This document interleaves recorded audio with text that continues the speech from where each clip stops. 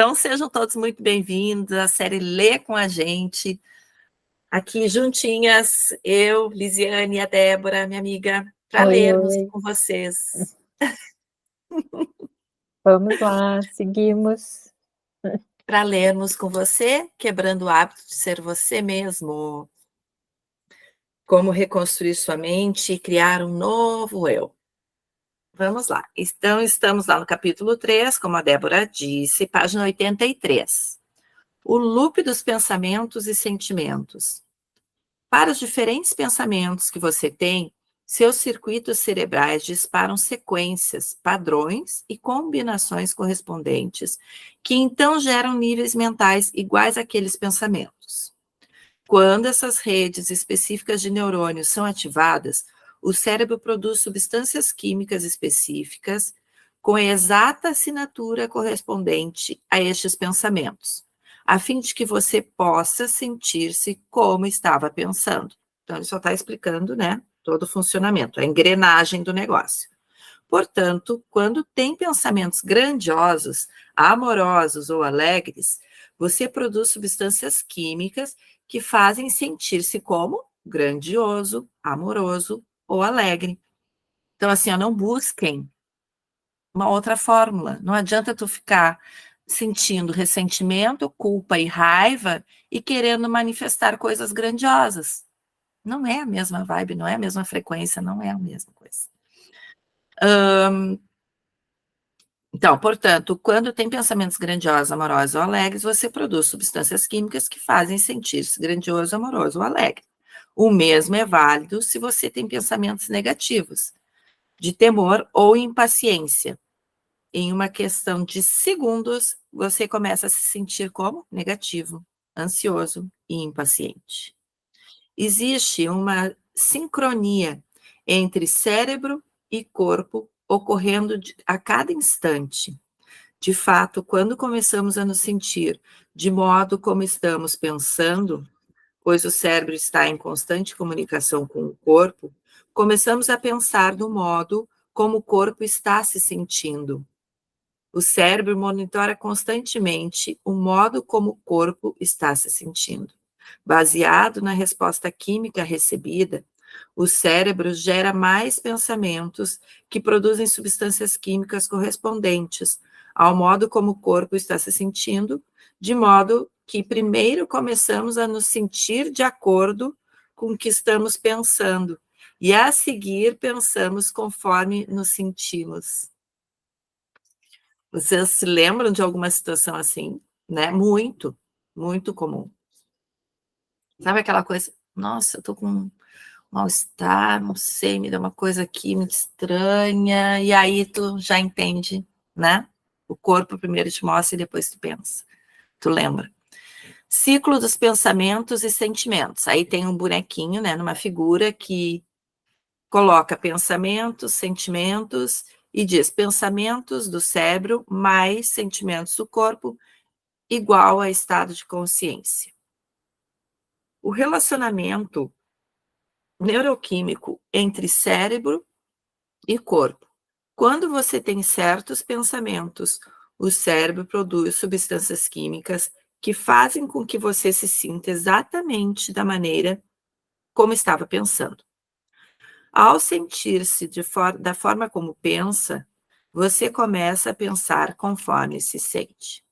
Esse ciclo contínuo cria um loop de retorno chamado estado de ser. Vamos nos aprofundar nessa ideia ao longo do livro.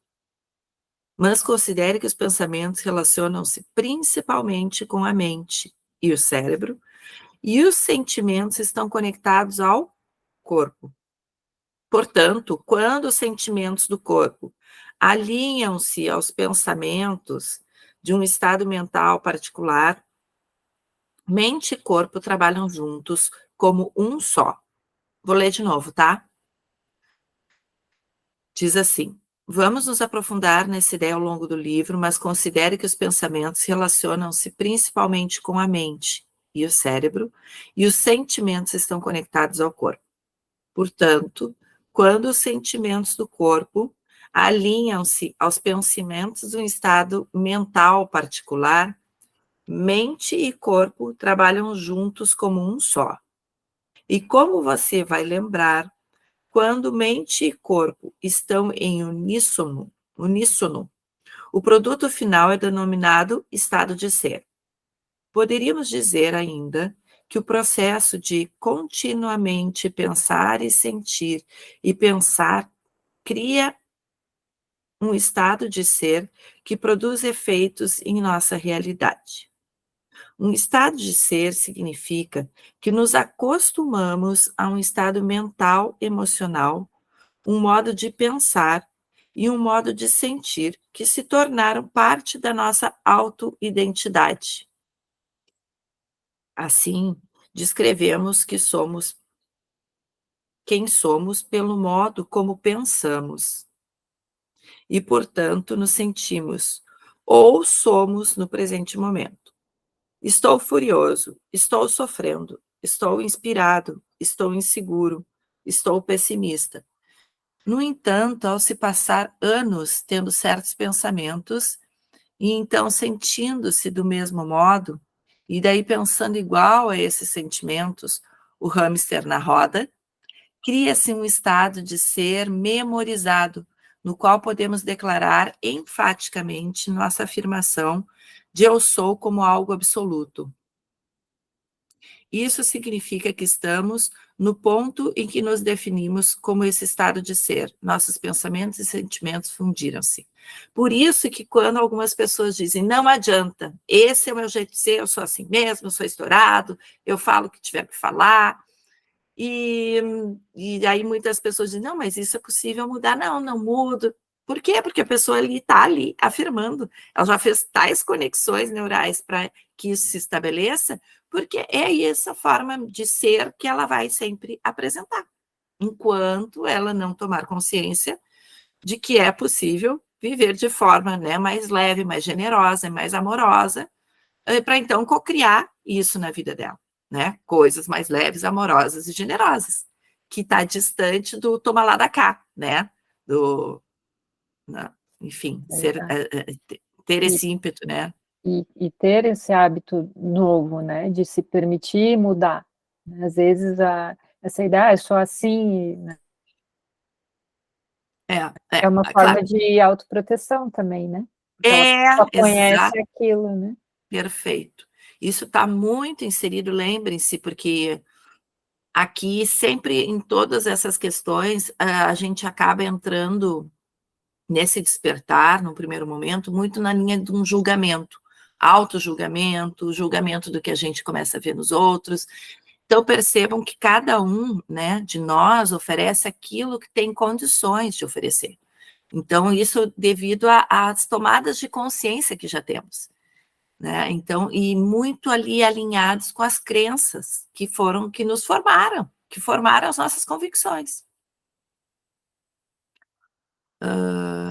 Por exemplo, dizemos, sempre fui preguiçoso, sou uma pessoa. Não li essa parte ainda, né? Amiga, li? Será? Não. Tá, peraí. Ou melhor, você Por leu, exemplo, leu que daí você veio essa lembrança, né, para você, das pessoas que dizem, eu sempre fui assim. tá, então vou passar para o próximo parágrafo, que é o aviso, tá? Aviso.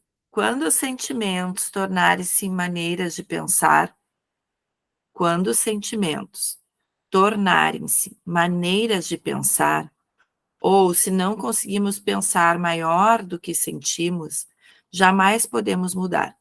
Mudar é pensar maior do que a forma como nos sentimos. Vamos sublinhar isso. Mudar é agir de forma maior do que os sentimentos do eu memorizado. Então, é sobrepor, né, aquilo que está memorizado. Isso é ser maior do que o corpo. Olha que lindo isso que ele está dizendo. Como exemplo prático, digamos que você está dirigindo para o trabalho de manhã e começa a pensar no encontro acolorado que teve uns dias atrás com um colega de trabalho. Ao ter pensamentos associados, E vou aqui parênteses, tá? Me veio de dizer. Muitas vezes, por medida protetiva, nós criamos essas conexões para entender como vamos nos defender, que fala vamos fazer, e aí então nós ficamos co-criando uma situação que já nem existe, né? Daí vem a coisa do piano, vem tudo aquilo que ele estava contando, né? Nós ficamos ali criando aquela situação, bom, mas se ele disser isso, eu vou dizer aquilo, aquele outro. E aí ele vai ver. Então, tu já cocria a fala, já cocria a situação, já cocria, através até daquele sentimento de raiva que tu ficou ali daquela situação. Ao ter pensamentos associados àquela pessoa e à experiência específica, o seu cérebro começa a liberar substâncias químicas que circulam por seu corpo. Muito rapidamente, você começa a se sentir exatamente da forma como está pensando. Provavelmente você fica furioso. Seu corpo envia uma mensagem de volta para o cérebro dizendo: é sim, estou me sentindo realmente furioso. Claro que seu cérebro, que se comunica constantemente com o corpo e monitora, sua organização química interna é influenciado pela mudança súbita no modo como você se sente.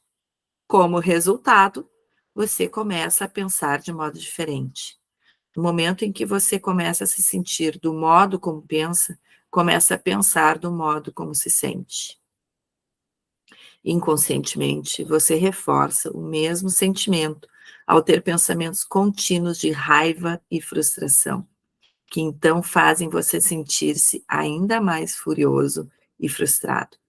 De fato, seus sentimentos agora controlam os seus pensamentos. Agora seu corpo dirige sua mente. Ciclo, né?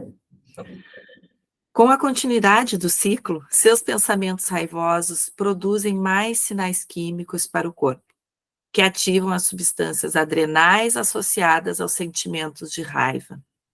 Aí você fica enraivecido e agressivo.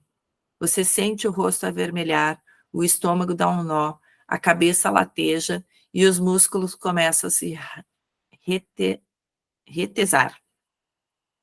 Quando todos esses sentimentos inflamados inundam o corpo e alteram sua fisiologia, o coquetel químico dispara um conjunto de circuitos no cérebro, fazendo que você pense igual às emoções.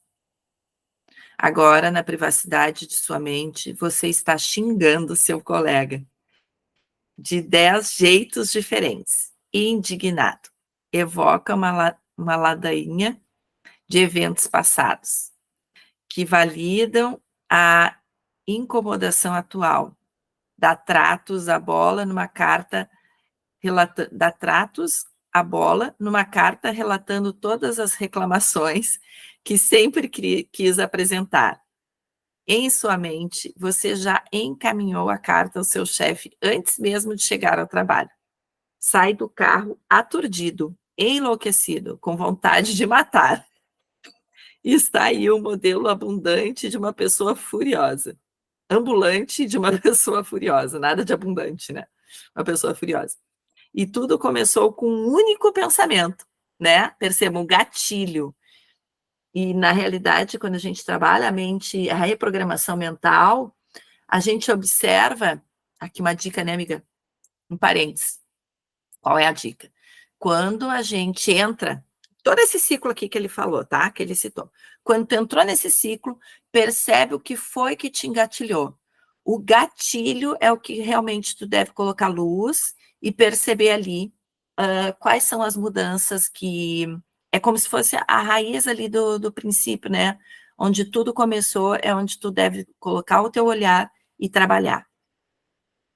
Está aí o modelo, por exemplo, pode ser, eu sempre quero ter a razão, né? Aí a gente percebe, bom, eu cresci num ambiente onde eu percebia meu pai e a minha mãe brigando, e um ficava discutindo com o outro para ver quem tinha razão. Então, teu sistema ali entendeu que, na vida, tudo é a base da discussão para ver quem ganha a razão. Então, aí é essa crença primordial que tu pode trabalhar para, inclusive, te ajudar a não entrar mais nesses ciclos. Exato. E só uma vírgula aqui, para quem não sabe, né, eu trabalho com mediação de conflito de casais, principalmente, e é muito evidente. A forma que eles chegam na mediação, dá para perceber que, até chegarem ali, os pensamentos, né, certamente, o que eu vou falar, como eu vou agir, eu preciso que isso seja melhorado, enfim, eles já vêm com as coisas muito afloradas, né, então, e a mediação justamente é para, tipo, a presença, Uhum. né, vamos então, agora vocês têm um pensamento, agora vamos tentar pôr isso para fora, a importância, de novo, né, do pensamento, como que você vai agir com os momentos, senão a gente está cocriando, senão não, a gente está cocriando, né, o tempo todo, então... Uhum, uhum. É, maravilhoso, porque A tu, sendo importância, mediadora, tendo essa consciência, possibilita uma grande organização, né, é, dessa bagunça toda, porque as pessoas chegam com as suas emoções muito afloradas e sim. largam aquela bagunça toda em cima da mesa, E a né? importância da atenção plena ali, né, mas enfim, então Uhum. seguimos. Entender, inclusive, o que está por trás, né, daquela raiva, daquele ressentimento, né, e muitas vezes, provavelmente, né, Débora, as pessoas se sentirem ouvidas e acolhidas faz toda a diferença durante uma mediação, né? Faz total diferença, né, porque a ideia ali é elas trazerem realmente o que elas estão sentindo para entender a emoção de cada uma, né. Uhum. Vamos lá. Então, tá, vamos lá. Nesse momento, então, parece impossível pensar maior do que a forma como você se sente, e por isso é tão difícil mudar. O resultado dessa comunicação cíclica entre o seu cérebro e o seu corpo é que você tende a reagir de forma previsível nesse tipo de situação. Você cria padrões dos mesmos pensamentos e sentimentos familiares, comporta-se inconscientemente de modo automático e fica atolado nessas rotinas. É assim que você, químico, funciona. Porque, gente, por exemplo, eu já tenho 50 anos. Imagina, né? Então, tu pegar padrões repetitivos de 50 anos. Óbvio que o carro aqui já funciona no automático. Óbvio, é que nem, né? Quando eu dirijo há 34 anos, eu dirijo. Então, vocês acham que eu sento no carro? Quando eu tô no carro, eu sinto assim, como se eu e o carro fôssemos um. Eu nem percebo mais que eu estou dentro de um carro, que eu estou mudando marcha, que eu estou, né? Muitas vezes eu e o carro nos tornamos um. E assim é com o corpo. Imagina 50 anos com esse corpo e ensinando para ele, né, trejeitos. Mas, né, ainda bem que há 7 anos eu já venho exercitando ensinar outras coisas para o meu corpo. Porque senão, não sei onde eu ia parar. Eu realmente ia parar. Não ia seguir. Acho que, né, sobrevivendo da forma que vivia, não ia. Continua mais um pouquinho para nós, amiga. Sim, vamos lá. Tá. Sua mente controla o seu corpo ou o seu corpo controla a sua mente? Por que é tão difícil mudar? Cancelado, né. O pessoal do teto aí já cancelando.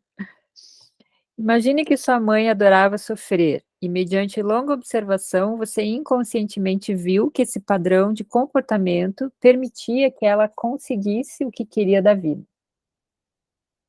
Vamos dizer também que você teve algumas experiências dolorosas na vida que criaram um bocado de sofrimento para você.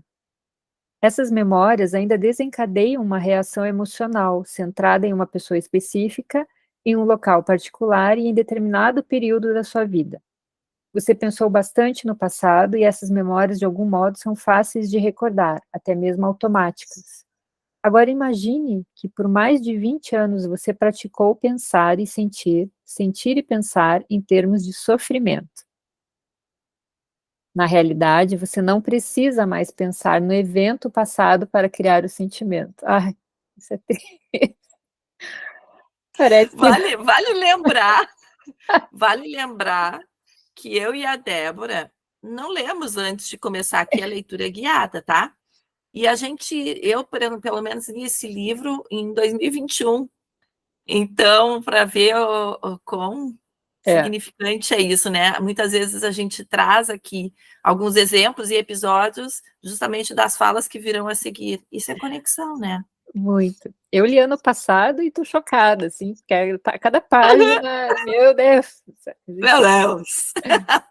então, ó, até me perdi aqui, vamos lá. Eu também, É, eu nem sei onde é que tu tá. aqui. Na realidade, você não precisa mais pensar no evento passado para criar o sentimento.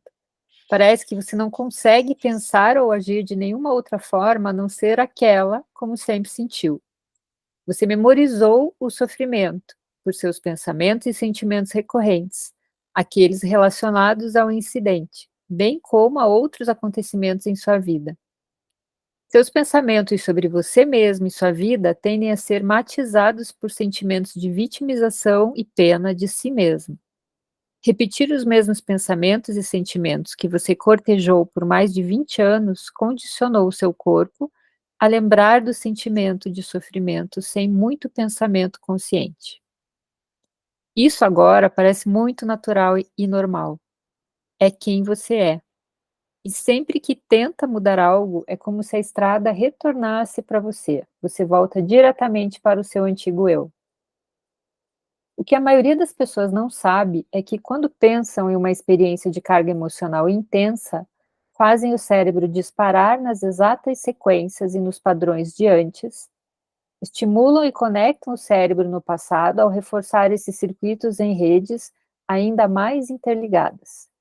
Também duplicam as mesmas substâncias químicas no cérebro e no corpo, em graus variáveis, como se estivessem vivenciando de novo o evento daquele momento. Essas substâncias químicas começam a treinar o corpo para memorizar ainda mais a emoção. Tanto os resultados químicos de pensar e sentir, sentir e pensar, quanto os disparos e conexões dos neurônios condicionam mente e corpo em um conjunto definido de programas automáticos. Somos capazes de reviver um evento passado várias vezes, talvez milhares de vezes em uma existência. É a repetição inconsciente que treina o corpo para lembrar daquele estado emocional igual ou melhor do que a mente consciente. Quando o corpo lembra melhor que a mente consciente, ou seja, quando o corpo é a mente, isso é chamado de hábito. Os psicólogos dizem que quando estamos na metade dos 30 anos, nossa identidade ou personalidade está totalmente formada. Isso significa que aqueles de nós com mais de 35 anos memorizou um conjunto seleto de comportamentos, atitudes, crenças, reações emocionais, hábitos, habilidades, memórias associativas, respostas condicionadas e percepções que agora estão programadas subconscientemente dentro de nós. Esses programas nos governam. Cadê? Eu ia grifar aqui, mas perdi o lápis. Tudo bem.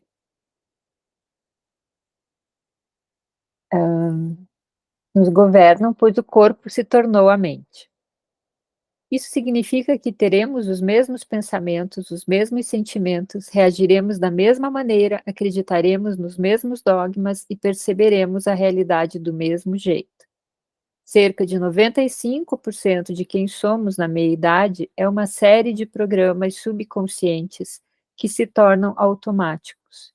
Dirigir o carro, escovar os dentes, comer demais, quando se está estressado, preocupar-se com o futuro, julgar os amigos, reclamar da vida, culpar os pais, não acreditar em si e insistir em ser cronicamente infeliz, para citar apenas alguns.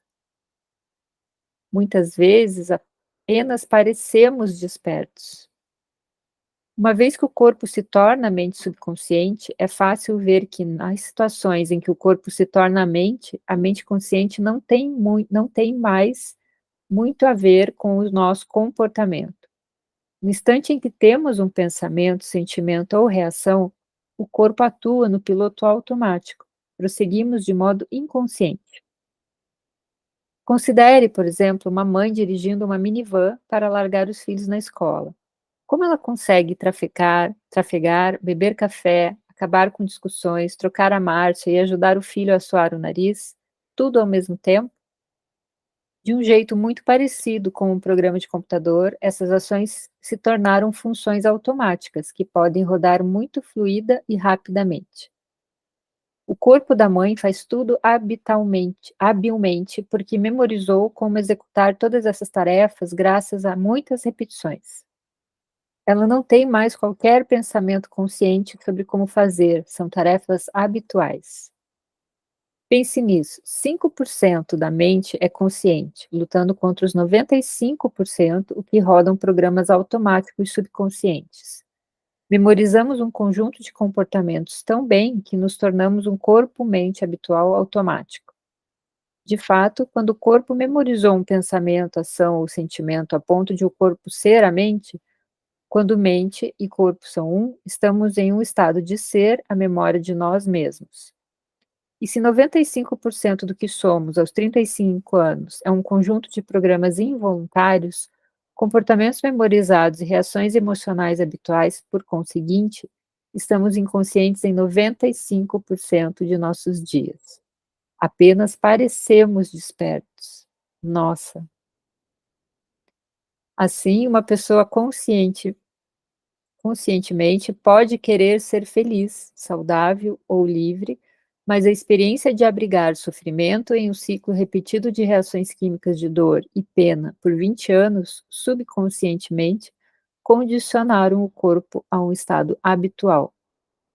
Vivemos presos a hábitos quando não mais estamos cientes do que estamos pensando, fazendo ou sentindo, ficamos inconscientes. O maior hábito que devemos quebrar é o hábito de ser nós mesmos. Agora vocês entendem porque quando eu li esse livro, eu disse: "Gente, eu preciso falar deste livro, eu preciso, além de viver, né, tudo que esse livro". E claro que quando nós, lemos pela primeira vez, nós já éramos terapeutas e a gente já estudava profundamente muito tudo isso.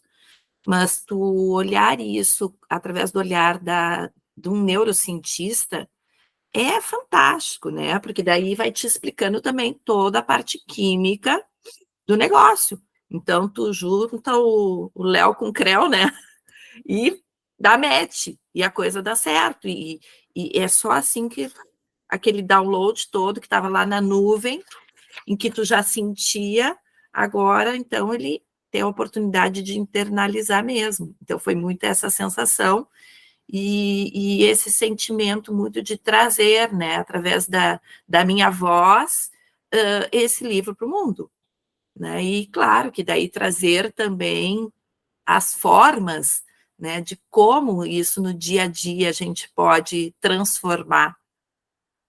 Por isso que ser terapeuta para mim é uma benção muito grande, poder trabalhar com essa questão, né, da mente subconsciente é fantástico. E é isso, né, e eu sou muito, muito agradecida por a Débora, que já fizemos cursos juntas, né, e cursos bem profundos, transformadores, e, Sim, né, que aprendemos muito sobre quem somos hoje, né, Débora? muito, muito mesmo. E nos conectou de uma forma muito linda, assim, muito amorosa, nos sentimos muito, assim, como irmãs, né, as almas gêmeas, assim, se reconectando aí, e quando a Débora aceitou esse convite, eu fiquei muito feliz. Então é isso, finalizamos mais um episódio, e agora, então, nos encontramos aqui para o 11º episódio, na próxima vez. Deixem aqui o like de vocês, deixem os comentários, né? Deixem aquilo que vocês sentiram também, sabe? Em relação a isso tudo que está sendo lido. Se isso já tem gerado algumas transformações, né? No teu dia a dia, ou até algumas, digamos, situações que vocês têm achado bem desafiadoras, enfim. Deixem aqui os comentários para que a gente possa também sentir essa energia de vocês, certo? É Isso, isso. isso e vai vir coisa importante aí para vocês, então é muito, a gente tá aguardando os insights de vocês, os comentários, porque a gente vai ajudar a seguir nesse caminho, né, Liz? Exatamente. O livro ele traz muitas ferramentas, mas que bom a gente poder, né, contar com oportunidades aí de programas avançados que podem continuar nos guiando nessa caminhada. Um grande beijo e até mais. Tchau, tchau. Tchau, tchau.